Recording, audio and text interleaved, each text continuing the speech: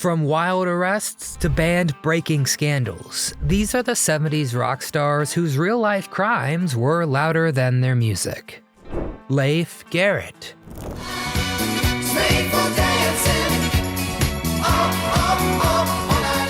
Leif Garrett was a teen idol of the late 70s, plastered on magazine covers and bedroom walls. But in 1979, the night before his 18th birthday, everything changed.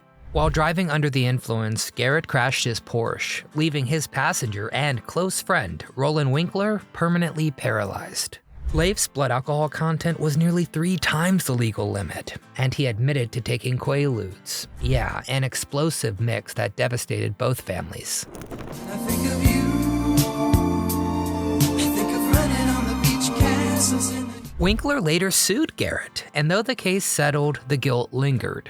Garrett once admitted, quote, "Not a day goes by that I don't think about Roland."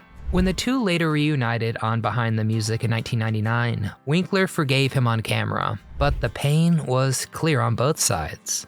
The accident, if you can call it that, derailed Garrett's career and shadowed his life long after the teen magazine stopped printing his photo. A sobering reminder that behind the glitter of fame, real lives were at stake. Danny Bonaduce. This is our big break. I'm not sure yet whether I even like girls. I'm gonna get the money from Mom. Most of you first met Danny Bonaduce as that wisecracking redhead on the Partridge Family, always ready with a friendly smile and a punchline. But life after the show wasn't nearly as lighthearted, and Danny himself has been the first to admit it. He struggled with addiction and got himself into plenty of hot water through the years. In the early 90s, he was arrested for attempting to buy illegal substances. And there were later incidents that included an arrest for reportedly hurting another person. Actually, more specifically, breaking their nose, cutting their face, and robbing them.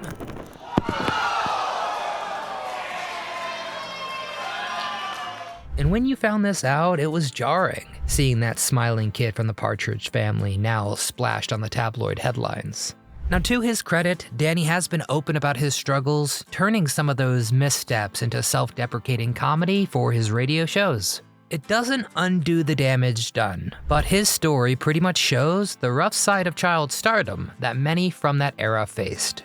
You wish the industry didn't churn out stories like this, and even one incident is one too many. But hey, we know it didn't stop at one. David Cassidy. I think I love you. David Cassidy was the face of teen idol fame in the early 70s. With his feathered hair, megawatt smile, and the breakout role as Keith Partridge, he became a household name almost overnight. At the peak of his fame, Cassidy was selling out arenas, earning millions of dollars and gracing the cover of Tiger Beat more times than anyone could count. His single, I Think I Love You, even outsold the Beatles at one point, topping the Billboard Hot 100 in 1970. But behind the poster-perfect image, Cassidy was battling some serious demons. And years later, his personal struggles began to spill out into the public eye, most infamously through multiple arrests for driving under the influence. His first major DUI arrest came in 2010 in Fort Lauderdale, Florida, when his blood alcohol content reportedly tested at nearly twice the legal limit. And then he was arrested again in 2013 near Albany, New York, and then one more time in 2014 in LA. Call my very own, I'm just a Each time, the story made headlines, not just because of the crime. Honestly, not because of the crime, but because of who was committing it. The one-time teen idol who had represented innocence, youth, and fun. David Cassidy himself later admitted how deeply the pressures of fame had affected him. In a 2014 interview, he confessed, quote, "I was in a really dark place. I drank too much, way too much. The problem is, it became a disease that runs in my family." You see, his grandfather and father had both reportedly struggled with alcoholism, and David wasn't able to escape that cycle. For many fans who grew up idolizing him, seeing Cassidy in a mugshot was pretty jarring. But you didn't even say a word. Oh, I know, pretty woman, that you love to be heard. The wholesome image of Keith Partridge clashed violently with the reality of a man in handcuffs. The court sentenced him to probation, rehab, and mandatory AA meetings, but the damage to his reputation was already done. Though not the most violent or heinous crime in rock history, or even in this video, David Cassidy's repeated DUIs were still heartbreaking for all his fans. By the time of his death in 2017, Cassidy had acknowledged both his alcoholism and his dementia diagnosis, leaving behind a complicated legacy. One that showed a stark difference between the idol on the poster and the man behind the fame. John Phillips. Oh, Monday, Monday, how could you leave and not take me? When you think of John Phillips, it's probably those gorgeous harmonies from the Mamas and the Papas. California Dreamin', Monday, Monday. They define the late 60s. But John's life offstage was so much messier. In 1981, he was arrested for running a drug ring, accused of moving large amounts of the white stuff. He eventually pled guilty to drug trafficking and spent time in prison. Yeah, a far cry from the dreamy songwriter image that fans knew so well. And then there are the even darker family allegations that surfaced years later.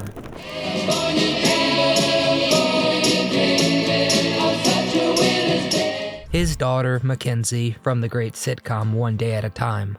She came forward and told her story, with claims of a long, abusive relationship that she said began when she was just a teen.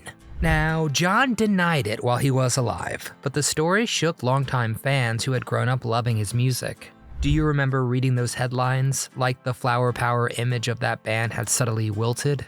I wanted to throw up. I still do, because I believe Mackenzie.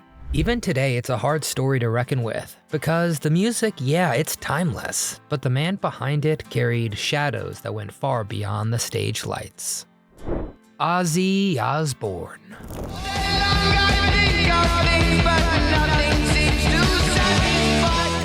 You say the name Ozzy Osbourne, and most people picture the wild-eyed frontman of Black Sabbath belting out Paranoid while shocking parents everywhere.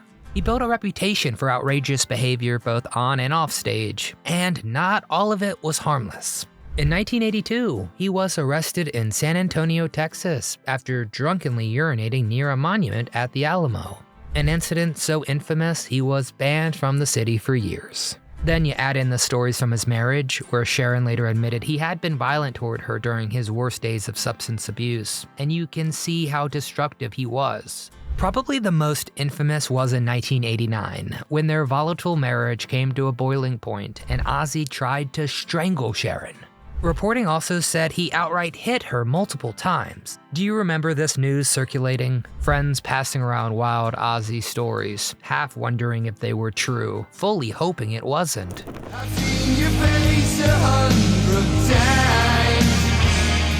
Seeing him later as the goofy dad on reality TV almost made you forget just how far off the rails he once was.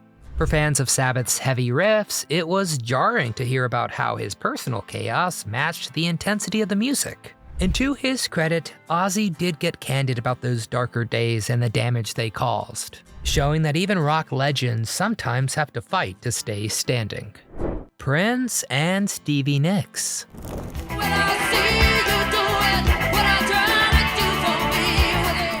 Stevie Nicks once shared a story that perfectly captured the wild edge of rock stardom. After a studio session in the early 80s, Prince invited her for a ride in his purple sports car. What started as a joyride quickly turned hair-raising. Prince reportedly pushed the speedometer past 140 miles per hour. Stevie later joked she was sure the cops would catch them and that she'd end up in jail alongside the purple one. Nothing actually came of it, but the story became part of the rock lore. Two icons of kinda different worlds, tearing down a highway like teenagers daring fate.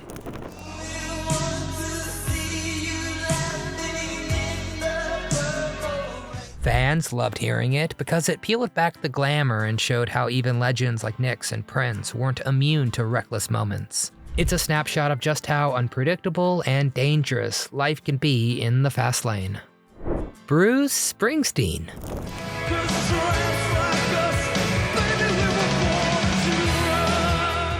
Most folks picture Bruce Springsteen as the boss, belting out Born to Run with that working class swagger and guitar slung low. That's why it turned so many heads in 2020 when news broke that he had been arrested in New Jersey for DWI, reckless driving and drinking in a federal park.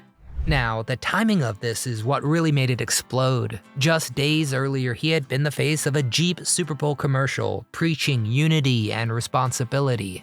The boss really should practice what he preaches. Remember seeing that story hit and thinking, Bruce? Really? For a guy whose music was about open roads and freedom, it was ironic to see him pulled off the road for something like that. It's your hometown. Now, it's worth noting that the DWI charge was later dropped. His blood alcohol level was under the legal limit, though he did plead guilty to drinking in a restricted area. But still, it was one of those moments that reminded us even the heroes of Heartland rock can stumble, and it gave fans a story to swap right alongside their favorite Springsteen concert memories. Don Henley. Them say, welcome to the Hotel California. Don Henley's voice defined the 70s. Hotel California, Desperado, The Long Run. But in 1980, his reputation took a serious hit. Police were called to his Los Angeles home after a teenage girl OD'd, and investigators discovered both drugs and underage girls on the scene. Henley was arrested and eventually pled no contest to contributing to the delinquency of a minor. He was fined, put on probation, and ordered into counseling. Yeah, I know, not enough.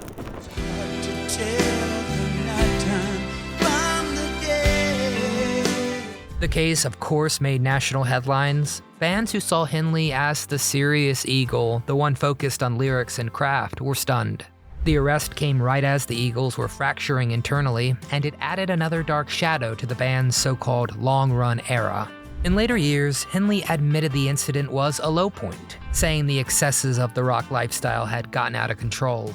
Even today, that arrest remains one of the most infamous scandals tied to a 70s rock star, a reminder that even the most polished California icons had a darker side behind closed doors. Steven Tyler. Sing with it, sing for the up, sing for left, sing for the... Most of you know Steven Tyler best as the wild frontman of Aerosmith, screeching out "Dream On" and strutting across the stage with scarves flying. But behind that flamboyant rock star image is a story that still stuns fans when they hear it. In the mid-70s, Tyler began a relationship with a teenage girl and even convinced her parents to sign over guardianship so she could live legally with him on tour. Then she got pregnant after a bunch of other big life events. They had an abortion, which came up years later in a lawsuit saying Tyler abused his powerful position, that she didn't actually want that abortion. This was tough to hear. Steven Tyler, the guy we all cheered for in stadiums, involved in something so troubling. Dream on, a dream on, a dream on, a dream is out. Now, he's spoken a bit about regret and the poor choices he made while deep in the haze of fame and substance abuse. As a fan, you love the music, but you can't ignore the reality of the man behind it. It's one of those moments where the myths of rock and roll crash right into the hard truths of what was really going on backstage. And heartbreakingly, that's just one example of way too many. Ike Turner.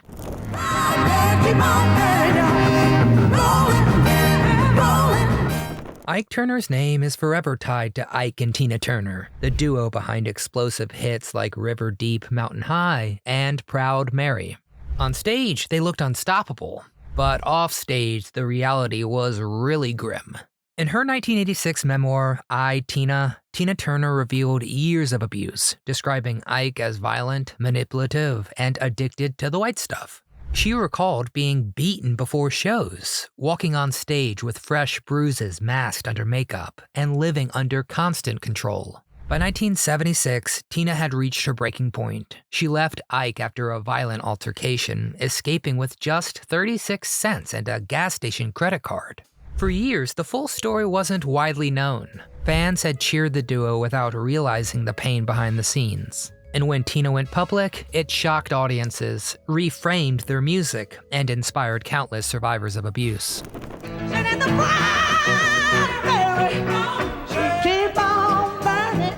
Ike's career never recovered properly. His drug addiction worsened, and by the mid-80s, he served time in prison on drug charges. Meanwhile, Tina rebuilt her life and became one of the most celebrated solo artists of all time. Ike may have been a pioneer. He was even credited with recording one of the first rock and roll records ever in 1951 with Rocket 88. But his legacy is now completely overshadowed by the damage he caused. Tina's story remains the defining chapter, a testament to survival and strength in the face of his abuse. Keith Moon.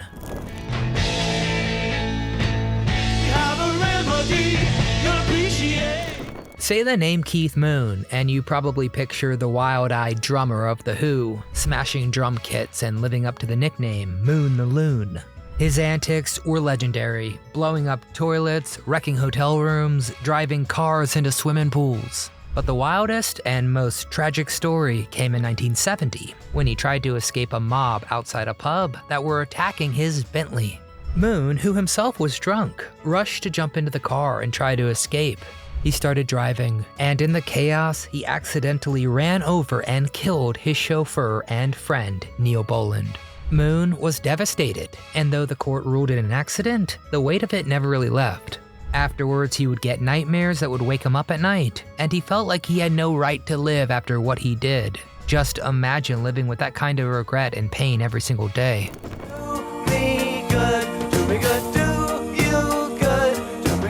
Do you remember hearing about this accident and feeling like it was a turning point? The fun-loving chaos suddenly had a real heartbreaking cost. And honestly, Moon never really truly recovered. His drinking and pill use spiraled, and by the late 70s, he was gone at just 32 years old. For many fans, it was tough to reconcile the guy who made us laugh with his antics and thrilled us with his drumming, with the tragedy that followed. It's one of those stories that sticks with you, the reminder that behind the legend, there was a man who carried heavy guilt until the short end. David Crosby. Down below her graceful side. David Crosby. Yeah, the same guy whose voice floated through Sweet Judy Blue Eyes and Teach Your Children. Ended up with a rap sheet almost as long as his discography. By the early 80s, his drug habit had gone completely off the rails. We're talking about multiple arrests. The White Stuff, H, weapons, you name it. Crosby probably got booked for it. And the big one came in 1985, when he landed in a Texas prison for drug and weapon charges. 9 months behind bars, not exactly the kind of tour his fans had in mind. And it didn't stop there.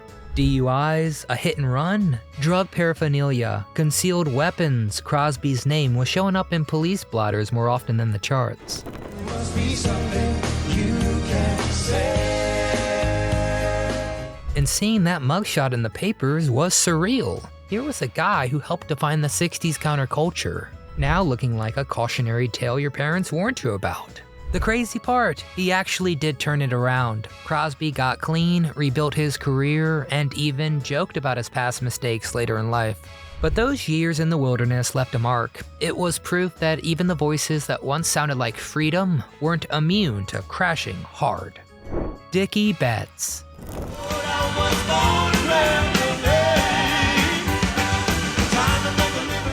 When you think of Dickey Betts, is it that smooth southern rock guitar that comes to mind?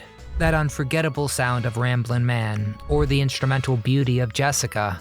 But did you know away from the stage, Betts had a fiery streak that often got him into trouble. In 1997, he was arrested in Sarasota, Florida, after a bizarre strip club incident where police charged him with trespassing and exposing himself. Dickey, you were not the one supposed to strip at a strip club. Put your Dickey away. And sadly, that's not really the end of it. His marriage to Donna Betts was riddled with conflict. He was accused of attacking Donna at their home and had to be restrained by their son, only for Betts to charge at Donna and punch her in the face. Betts denied wrongdoing and eventually went through counseling as part of a plea deal.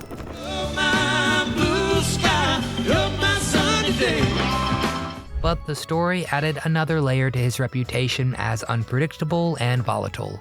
Do you remember reading about those arrests and feeling a little stunned? It sucked, cause to me, Betts had always been the one who carried the Allman Brothers forward after Dwayne's passing. And seeing his name in terrible headlines, it just stunk. The music still plays beautifully, but those run-ins with the law made fans look at Betts with a more complicated lens. David Bowie. There's a starman waiting in the sky. David Bowie, Ziggy Stardust, the Thin White Duke, rock's ultimate shapeshifter. Well, even Bowie couldn't dodge the law. In March of '76, right after a show in Rochester, New York, cops raided his hotel room and found a ton of grass. Yeah, just grass. I know it kinda pales in comparison with some of these other rock stars on this list, but David Bowie got hauled in alongside Iggy Pop and a couple others, and suddenly two of rock's most infamous icons were sitting in a police station together. The wild part, or honestly not so wild part, Bowie handled it like only Bowie could. Cool, collected, and dressed sharper than half the detectives in the building. Ziggy played for time, jiving us that we were voodoo. His mugshot became legendary later because he looked less like a man under arrest and more like a guy posing for the next album sleeve. Fans still joke it's one of his best portraits. Bowie posted bail, the charges were eventually dropped, and he went right back to reinventing music and style. But the story still stuck, because even when Bowie was facing down a police camera, he somehow made it look like performance art. Alright, rock and roll was never meant to play it safe, but some of these stories show just how far off the rails fame could really take you. From teen idols to guitar gods, the mix of money, pressure, and excess left behind a trail of headlines that still surprise us today. So, which of these names and stories shocked you most? Do you think their music stands apart from their mistakes, or does it all blend together when you look back at that wild decade? Can you be a fan of the Mamas and the Papas without thinking about the horrible stuff John Phillips did? I don't know. Honestly, answer me in the comments below and let's start a discussion. I love hearing your stories and memories. And hey, if you enjoyed this trip through rock's darker side, please hit that little thumbs up icon, it helps our channel a ton. Make sure you're subscribed so you don't miss a trip down memory lane. But most importantly, from my entire team here at Do You Remember, I'm Nostalgic Nick, signing off and reminding you that sometimes the backstage drama was louder than the amps.